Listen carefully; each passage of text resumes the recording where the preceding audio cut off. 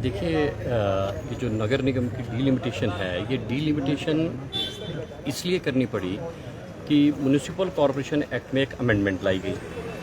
Amendment के तहत वार्डों की संख्या बढ़ाई गई। हालांकि कोई एरिया नया म्यूनिसिपल कॉरपोरेशन शिमला में ऐड नहीं किया गया, और जो ऑब्जेक्ट था उस अमेंडमेंट का ये था, क्योंकि जनसंख्या बहुत ज़्यादा हो गई है वार्ड्स की, इसलिए वार्डों की जनसंख्या कम करनी है और संख्या वार्डों की बढ़ाई जा रही है, वो जो है डीलिमिटेशन का कारण बना।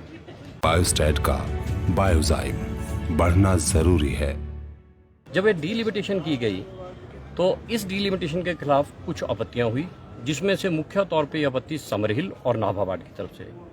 समरहिल वार्ड की आपत्ति ये थी कि समरहिल वार्ड जो जनसंख्या का आधार इस डीलिमिटेशन के लिए लिया गया है वो 2011 का है, और समरहिल वार्ड की जनसंख्या 5400 है, और बालूगंज वार्ड जिसकी जनसंख्या 3800 है, लेकिन बालूगंज बाजार का आधा हिस्सा समरहिल में रख दिया गया है, आधा बालूगंज में डाला गया है। तो जब बालूगंज नाम से एक वार्ड ऑलरेडी है, तो ये सारा बाजार का हिस्सा और उसके साथ का लगता एरिया जो ज्योग्राफिकली बालूगंज से कॉम्पैक्ट है, इसे बालूगंज में डाल दिया जाए। लेकिन इस आपत्ति को बावजूद इसके कि जो अमेंडमेंट के उद्देश्य थे वो यही थे, फिर भी इस आपत्ति को खारिज कर दिया गया। और जाहिर तौर पे ये निर्णय जो है काफ़ी हद तक राजनीतिक था, क्योंकि जो सत्ता में बैठा राजनीतिक दल शायद नहीं चाहता था कि डीलिमिटेशन जो है लोगों के जो है कन्वीनियंस के आधार पे हो, बल्कि वो राजनीतिक आधार पे करना चाहते। उसके खिलाफ अपील की गई, अपील डिविजनल कमीशन ने डिसमिस कर दी। हम यहाँ हाई कोर्ट आए, दो यहाँ पर रिट पिटीशन, एक नाभा वार्ड की और एक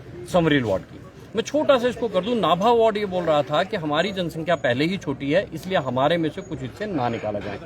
समरहिल वार्ड ये बोल रहा था कि हमारा वार्ड बहुत बड़ा है, इसलिए कुछ हिस्सा निकाल के बालूगंज में डाल दिया जाए। सो ये दोनों पिटीशनें एक दूसरे को कॉम्प्लीमेंट करती थी।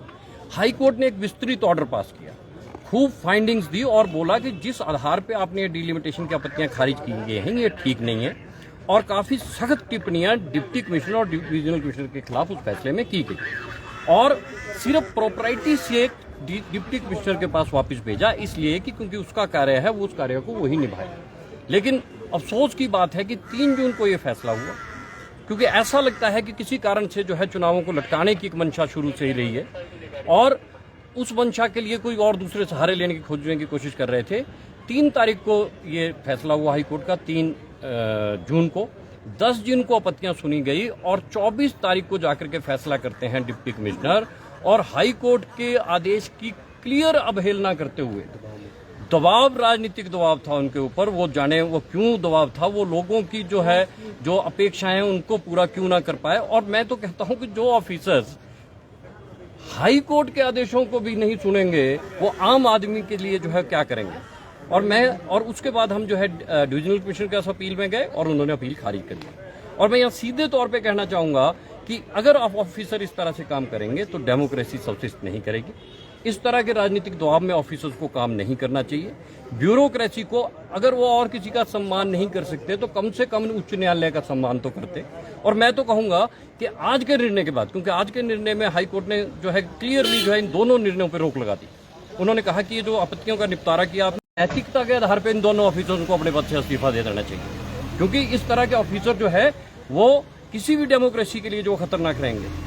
और हम सीधे तौर पे ये कहना चाहते हैं कि ये जो आपत्तियां थी ये लॉजिकल थी, ये एक्ट के ये अपेक्षा करूंगा, ये मैं अपेक्षा करूंगा कि अब के बाद अफसर जो है राजनीतिक दबाव में काम नहीं करेंगे, वो कानून और तर्क के मुताबिक जो है काम करेंगे। और हम ये भी सोच रहे हैं कि हम एक अलग से कंटेम्प्ट पिटीशन भी दोनों अधिकारियों के खिलाफ दायर करेंगे। सर, अभी 2 चीज़ें आपसे जानना चाहेंगे, कौन से कोर्ट में यहाँ पर आज लगा था, और अवहेलना आपने कहा कि जो माननीय कोर्ट की जो अवहेलना जो ऑफिसरों ने यहाँ पर की थी, किस तरह की अवहेलना थी सर? ये मामला आज honourable justice Sabina and honourable justice Satyan Vaidya ji court में लगा था, और पहले का भी जजमेंट जो है 3 जून का इसी जो है डिवीजन बेंच ने दिया था। और मैं ये कह रहा हूं कि अगर आप उस निर्णय को पढ़ेंगे, उस निर्णय में साफ तौर पे कहा गया था कि आप जो है जनसंख्या को बराबर करेंगे, ठीक है। और उस निर्णय में साफ तौर पे ये कहा गया था कि जो आपने पहले जो आपने जिन कारणों से आपत्तियां जो रिजेक्ट किए हैं वो तर्कसंगत नहीं है, वो कम्प्लीटली गलत है। लेकिन उसके बावजूद भी डिप्टी कमिश्नर का दोबारा ये कह देना कि जो मैंने पिछला निर्णय लिया था वो ठीक है, वो तो सीधे तौर पर अवहेलना है, सीधे तौर पर। खास किसी का पक्ष उनकी तरफ से भी आया है सर अगर बात करें? नेचुरली सरकार के वकील और इलेक्शन कमीशन के वकील थे। अब आगे के कब का लगा है सर उसमें? ये 16 अगस्त को इसकी उनको जवाब दायर करने को बोला, 16 अगस्त को। ठीक है, तो हम कैसे तब तक स्टे है सर इसमें? मैं तो कह रहा हूँ कि ये अब क्योंकि अभी तक जो जिस तरह से ये आदेशों का जो है पालन कर रहे हैं, अब आगे से कैसे करेंगे वो तो वही जाने। Thank you sir.